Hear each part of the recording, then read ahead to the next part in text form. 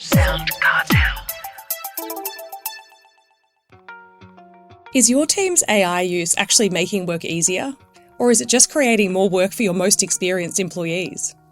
In this episode, workplace writing expert Vikki Maver explains the hidden costs of AI, sharing how poor governance can increase rework, shift responsibility onto managers, and even undermine customer trust. Then executive coach and leadership team coach Chris Power explains why optimism, direction and hope are essential in these uncertain times. And she shares how leaders can build trust and unite teams without pretending to have all the answers. From Sound Cartel, I'm Grace Jennings-Edquist, and this is Business Essentials.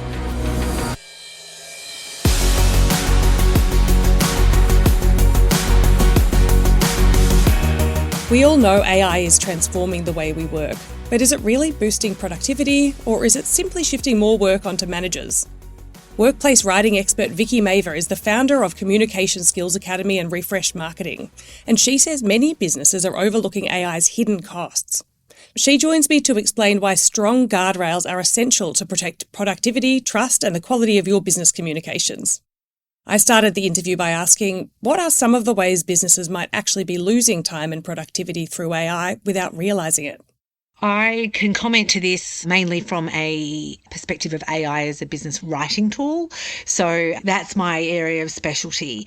And look, there's no doubt that people are using AI to write their business communications and their marketing communications to save on time. And I have no doubt that it is saving time, but the cost can come back in various forms. Certainly what we're seeing is managers and leaders reporting that the amount of rework that's coming from their staff writing AI-generated communication or submitting AI-generated communication has dramatically increased. So I actually had one of my clients on the phone to me just on Friday afternoon a few days ago, almost just absolutely bamboozled by the content that's falling on her desk now and doesn't even know where to start in terms of fixing this. And it's adding up to a lot of time on her desk, but also the rework that comes from it from the staff member initially. So that's one of the most common forms where, the real time that's lost. But probably the more significant cost that's coming to businesses is the loss of trust. And how do you put a figure on that? It's almost impossible. But, we need to remember that communication is ultimately about trust. And the more important the message, the more readers want evidence of human thinking, judgment, and authenticity behind it. And where are we? We're in almost, July 2026, where the first question most people ask themselves when they receive communication is this a human or is this a robot? And, if you've got people questioning that, then obviously trust is immediately something that wasn't even secure in the first place. So I'd say that the loss of trust is the biggest cost, and people are becoming increasingly on guard and suspicious of people outsourcing their soul almost to AI. You touched in that response about AI shifting work essentially onto more experienced employees. Can you talk a bit about that? Like, how does that happen in practice and what impact can it have on team performance and morale? So, look, I've been working with businesses for close to 20 years now on improving their business communications and their content marketing communications. And look, it would be misleading for me to say that to some extent, leaders didn't always have that cost, even before AI, where they would get writing from their staff, whether it's, a proposal or report, and they'd feel compelled to rewrite it because they don't want anything to go out the door that isn't of a high enough standard. So I think there's always been a problem there. But then you throw AI in the mix and what you've got is new problems on top of that, and this is putting even more pressure on managers. So suddenly research, sources, accuracy of the information is now something that they also have to double check, because most of us know now that AI can hallucinate and make up facts and figures. So on top of the actual coherence of the message, managers now have to be completely on the lookout, if their staff are not, on the legitimacy and accuracy of the information. So there's another layer to it. The other layer is that what can look pretty good on the surface to an untrained eye can slip through the cracks and then again come back to the manager, who might think it's okay because they're time poor, and then actually skip the steps in what they would otherwise do because it looks polished. But really when, and you may have seen this yourself, Grace, you're reading something and you go, what even is this? What is someone even actually saying? And we often refer to it with my team as just word salad. It's just words on a page that, someone has confidently put forward as their own on behalf of a business and brand. So I'd say just the additional factors that managers have to look out for on top of what they already had to do. And that's compounded if the manager hasn't taken the steps of putting proper AI writing guardrails in place. What we're finding is we ask clients, have you got AI guidelines or AI writing guidelines? And then we ask to see it. And it's really just a policy from their IT department, which is much more about security than it is about, well, who's actually guarding the messaging and the brand voice that we're putting out there. Everyone's kind of winging it, and the cost to a brand and business and to the manager's time compounds. I'm sure there are a lot of listeners kind of nodding their heads and thinking, that really resonates. I'm sure that, some companies might have a vague sentence somewhere saying, don't use generative AI for the final output. Some might not even have that. It might be unclear whether people are allowed to use it as an assistive tool, or perhaps they're even expected to. But where are the fact checks, the checking mechanisms? It's such an interesting area because, some clients say to me, like this client of mine I spoke to on Friday, she said, I explained to her what potential, some ideas she might be able to do to avoid that happening. And she said, I don't want to put anything in front of them that's going to encourage them to use it more. And I'm like, honey, that ship sailed. Like, that horse is bolted. Like, any manager that's in denial or that's going to say, just don't use it, I think is kidding themselves. It's like asking somebody to not have the donut that's sitting in front of them because everything feels so much easier on the surface. So I think the responsible managers, will put the guardrails in place, whether they want people to use it or not. This comes back to, I think, where, I talked a lot about the communication is ultimately about trust, and if people believe that it's AI generated, why does that diminish trust? I think people want, how do you feel if you receive a communication from someone that you've concluded is AI generated? Well, it's very impersonal and it signals low effort. So what does that do to that business relationship? You suddenly feel extremely unimportant, either on a personal level or on a brand level. Another thing that I want to talk about is workforce de-skilling. So which skills are most at risk of being lost in the AI era, do you think? And why should business leaders be worried about that? Yeah, so this is a huge thing for me that I'm even watching out for myself and my team, is the lack of critical thinking that will naturally fall away. And I would say that depending on how you use AI with your writing, a lot of people have come from writer to editor. Yeah, so they might be getting AI to generate their emails or their reports or their proposals. And suddenly you're in this position of having to judge, to critique, to know what's working, to know what's not. And to be honest, most people don't have that skill. And they need to build that skill, and they actually need to know what good writing looks like more than ever, because they're not actually bringing that thinking and judgment to the table from the outset. They might, and better prompting is important, absolutely. A good prompt is not the answer here. You still need that overlay of judgment and critical thinking. And in a fast-paced environments that so many of my training participants tell me they're in, they have to just churn out one thing after another. And I think that the speed is absolutely the more compelling reward than, if it's not quite hitting the mark, I don't care because I'm getting on to the next thing. The time spans that staff are often given to turn around pieces of work is now actually getting shorter because many managers do rationalise, well, you've got AI now, what's the problem? Yeah. So I think the critical thinking piece is going to fall away unless the self-discipline's there. At the end of the day, it's the self-discipline, isn't it?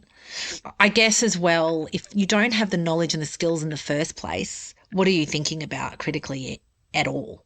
It's like if you gave me a spreadsheet and asked me to critique the financial model, we'd all be in trouble, right? Because I don't know the first thing about building financial models in Microsoft Excel and, doing macros and all the rest of it. But if you give me a piece of business writing, I'll absolutely be able to critique that. Now, The reality is every working professional needs to know how to write for business. Not every working professional needs to know how to create financial models. So, how many people do you know that can get through a day without communicating in writing? Like, as far as I'm concerned, pretty much zero. So it's not a skill that you can afford to skip. It's just not, particularly if you're in the position now of having to edit and judge and critique like you never have before. That was workplace writing expert Vikki Maver, founder of Communication Skills Academy and Refresh Marketing. If you're building a business, your reputation is everything, and a podcast can help build trust at scale and turn your expertise into authority. Sound Cartel's new Thought Leader package is designed for business owners who want impact without the overwhelm. So we handle the strategy, production and launch, while you can stay focused on what you do best. You can book your free 20-minute strategy call at soundcartel.com.au.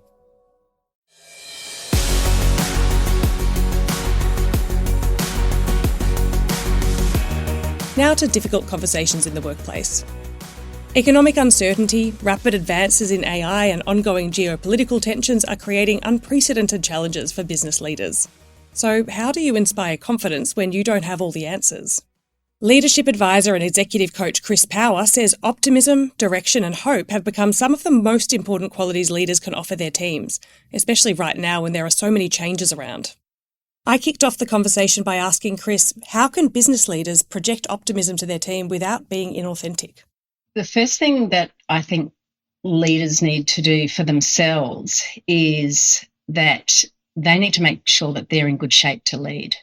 And as I've mentioned on the previous conversations we've had, a lot of leaders are running really fast right now, and they are right in the doing, and they are not stopping. And a lot of them are kind of starting to fall over a little bit, in my experience. I do executive coaching. They are coming to me, and the first thing I do is go, pause. It's not magic. It requires attention, physically, emotionally, mentally, spiritually. Leaders need to actually do that work for themselves and on themselves so that they are then in a great position to be their authentic selves, to show up and have the emotional intelligence that's required to navigate something that is actually really uncertain right now. We don't always have the answers. And the old school way of leading, which is that I must know all things, that's kind of gone, which is great, actually. So for leaders, the optimism is about saying, I am here and my leadership team is here and we are doing the work that we need to do to navigate our way through this uncertain time. It's not Pollyanna. It's not, no, everything's going to be actually really great. It is about that we are in good shape to lead through this uncertainty. I was going to ask this a little later in the conversation, but I think I'll just go there now because this is kind of naturally coming to my mind. It seems like there's this tension between needing to be transparent, that you don't have all the answers, but also you need to maintain confidence in the future. So how do leaders strike that balance? They're balancing transparency about challenges and disruption while maintaining confidence in the future within their team. Yeah, that's a great question because it is tricky. A few things come to mind. One is that I use that, it's a bit bumper sticker, but a vacant wall invites graffiti. So if you don't say anything, people will put their deepest fears and imaginings on that wall. That's the graffiti. So don't create a vacant space. Keep your people close. Keep them in your confidence. Now, of course, this requires you to have a mature team that you are leading, and then it requires a culture where people say, we know that not everything's perfect. We know that we are experimenting, we're shifting, we're trying different things. And we've got our ear to the ground, or maybe that's on the horizon, about what else is actually coming. But it's about the culture that you create in the team. Leaders who don't have high levels of trust with their people, it doesn't matter whether they're transparent or not. People won't necessarily believe what they're saying. So it is about creating a culture of high trust and transparency, but also knowing who's in the team and not frightening people and not presenting people with a whole lot of stuff that they can't actually do anything with. So, AI is a really great example of that, all the rhetoric that's out there is, AI is coming for your job. Okay, well, what does that actually mean? And what does that mean for our leadership and the culture that we're creating that actually has people saying, no, we're not going to make every role redundant. Come with us. Let's look and explore about what might be possible, what makes sense for our customer, what makes sense for this business.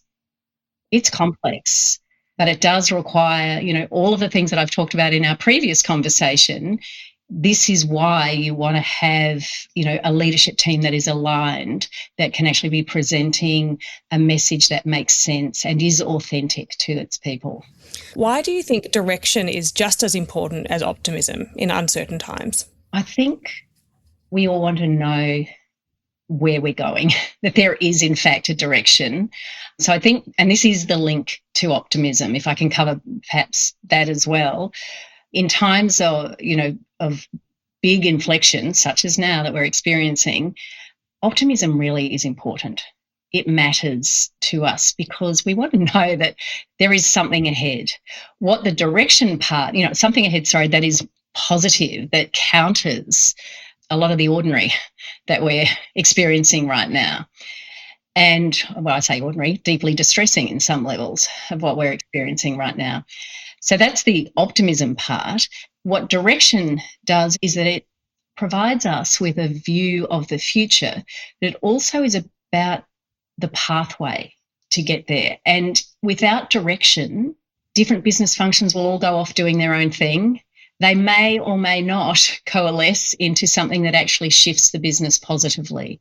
They may or may not mean that budgets are spent in the best way possible for the time that we're in. So a direction allows the team to then coalesce and realign, and knowing that we're actually all here working for the same thing.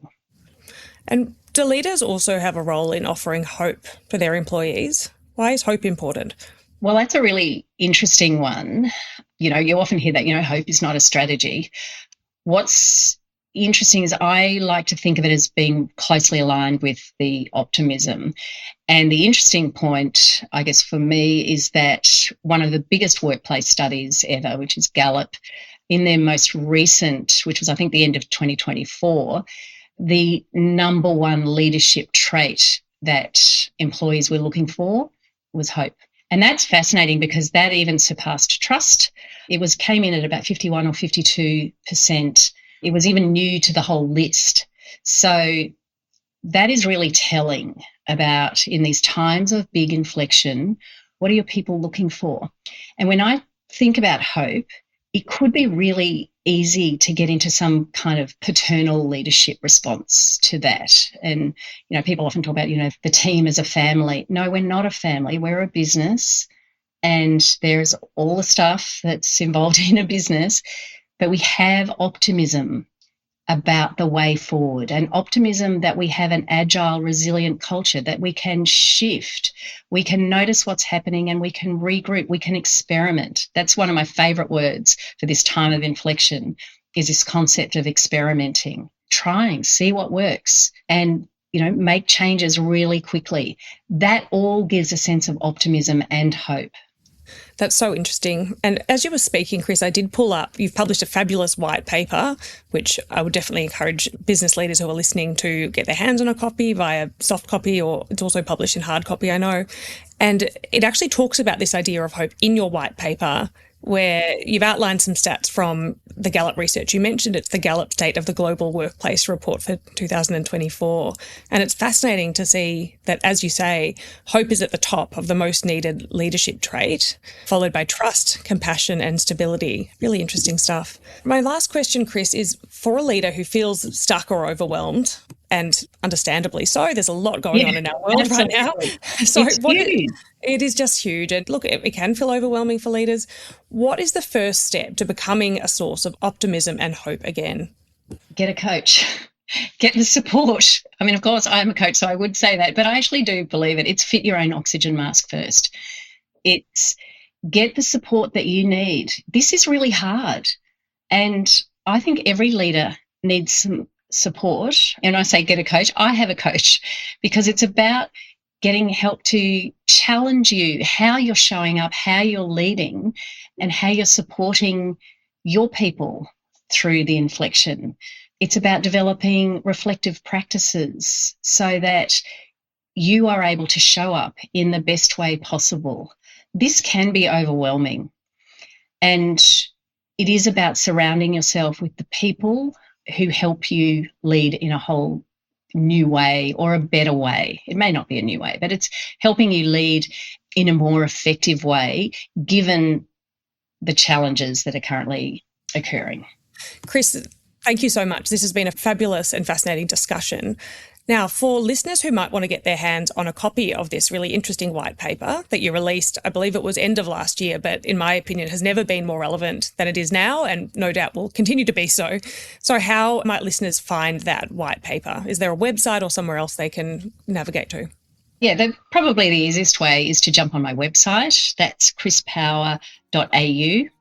And it's on the front page, and you can just download a copy of the white paper. Also, come and find me on LinkedIn, and you can grab a coffee via that. That was executive coach, leadership team coach, and founder of Power Projects, Chris Power.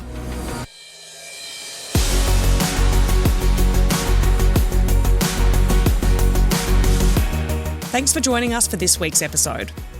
Follow Business Essentials podcast across social media and head to businessessentialspodcast.au for more. Business Essentials is a Sound Cartel podcast. Producers are Nick Schillberger, Nicole Goodman and myself. Technical production is by Pete Letts. I'm Grace Jennings-Edquist. Thanks for listening. We'll bring you more Business Essentials next week. Sound.